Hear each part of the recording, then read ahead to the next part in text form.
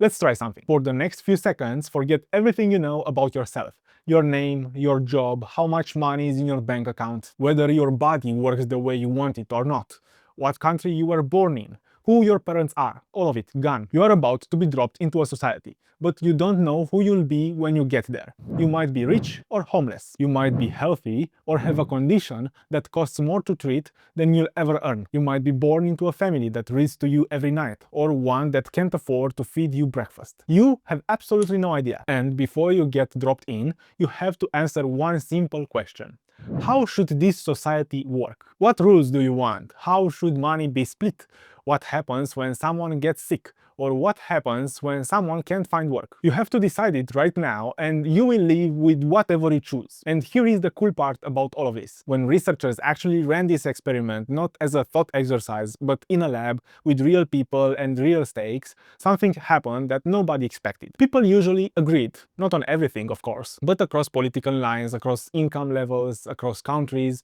They build societies that look almost nothing like the ones they actually live in. And I think the reason why tells us something about ourselves that most of us would rather not hear. So let's actually do this. And please think about your answers and leave them in the comments if you want. You still don't know who you are, and you need to make your first decision. Someone in your society gets sick, really sick, the kind of sick that needs surgery, months of recovery, and drugs that cost more than a car. The question is simple. Should their ability to get treatment depend on how much money they have? And remember that you don't know if you are rich or poor. And you don't know if you are the one who gets sick or not, or if you are the one who has to pay for someone else's treatment. So, what do you pick? If you are being honest with yourself, this one is not that hard. Most people, when they don't know where they land, choose some version of everyone should be able to get care. The specifics vary: how much, who pays, what counts as care, but the direction is the same. When you might be the person who can't afford the surgery, you don't design a system that lets people die because they are broke. Okay, so in my opinion, that one felt pretty clear, but I just wanted to let you get warmed up. So let's try a more difficult one. Your society needs to set wages. You can guarantee a high minimum, so everyone makes enough to live on with no exceptions. But here is the cost. The economy grows slower. There is less total wealth to go around. The average person is a bit worse off, so that the worst off person is a lot better off. Or you can let the market set wages. Some people will make a fortune. The economy will grow faster. And the average goes up. But some people at the bottom will fall through. And they will fall hard. You might be the businessman who built something big, but you could also be the single parent working 2 jobs who still can't cover rent. So, what do you pick? This one is a bit more difficult, right? Because now it's not just about fairness, it's about trade-offs. Protecting the bottom means giving something up at the top. And you can feel yourself doing the math.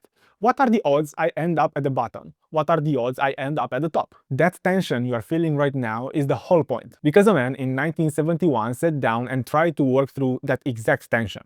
Not as a game like we are doing right now, but as the central question of his life. And the answer he came up with changed political philosophy forever. So if you are still here, please give this video a like if you feel like it, and comment something down below, because it actually helps way more than you think. Thanks, and let's go back to the video. His name was John Rawls, and the reason he spent 20 years on this question isn't academic. It's personal. When Rawls was a kid, 2 of his younger brothers got sick, diphtheria and pneumonia. Both of them caught it from John. Both of them died, but John survived. His mother thought that the guilt from those deaths gave him the stutter he carried for the rest of his life. Then came the war. Rawls enlisted in 1943, shipped out to the Pacific in the infantry, in New Guinea and then the Philippines. Weeks of trench warfare where the enemy wouldn't surrender and wouldn't take prisoners. A soldier in a dugout near him stood up one day, took off his helmet and let a bullet kill him rather than keep going. Another man died in Rawls' arms. Before the war, he'd been a dedicated Christian. He'd even thought about becoming a priest. But then, a military chaplain told the American soldiers that God would protect them, but not the Japanese. Rawls called him out for it. Then he walked through Hiroshima after the bomb fell. He said the images stayed with him for 50 years. He came back a different person. then went to Princeton to study moral philosophy. And the question that wouldn't leave him alone was this: in a world where who lives and who dies comes down to accidents, where you are born, what body you are given, which side of a border your mother happened to be on, how do you build something fair? And his answer was the thing you just did. He called it the original position. You go behind what he named the veil of ignorance. You strip away everything that makes you you. And from that blank slate, you design the rules. Rawls argued that anyone thinking clearly from behind that veil would land on two ideas. First, equal basic freedoms for everyone. Speech, conscience, assembly, the stuff most people already agree on. Second, any inequality in the system is only okay if it makes life better for the people at the very bottom. He called this the difference principle. And the logic behind it connects directly to that second question you probably struggled with.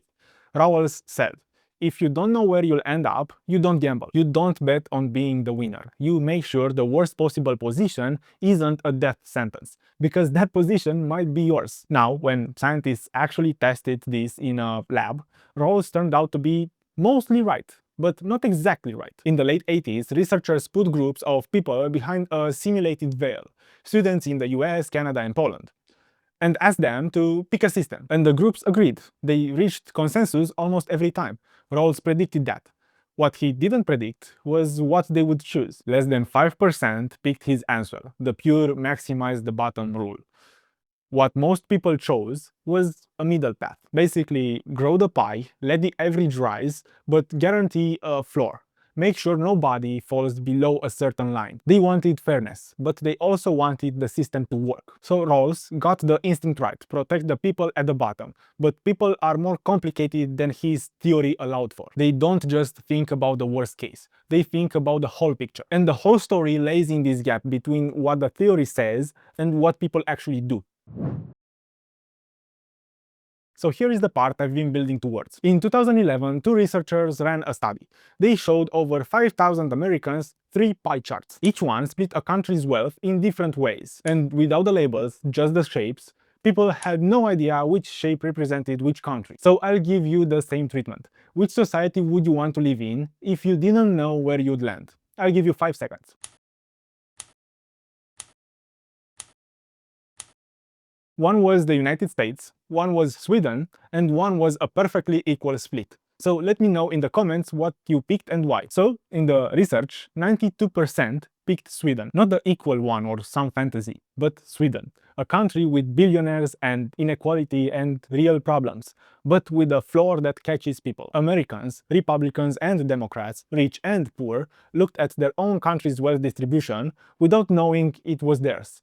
And almost nobody chose it. So the number amazed me at first, because it means we already know.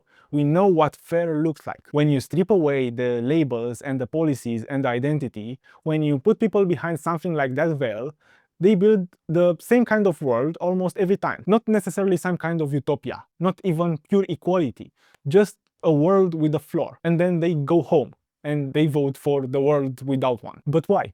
There is a study from 2016 that I think gives us the answer. They found that the self-serving bias, the tendency to believe whatever benefits you is also what's fair, doesn't just change your preferences, it changes your principles. Rich people don't just oppose redistribution because it costs them money. Over time, they come to genuinely believe the system is already fair. The bias doesn't feel like a bias. It feels like a worldview. It feels like common sense, and that's the trap. Not that the veil doesn't work, because it does. Every experiment shows it does. The trap is that you can't stay behind it.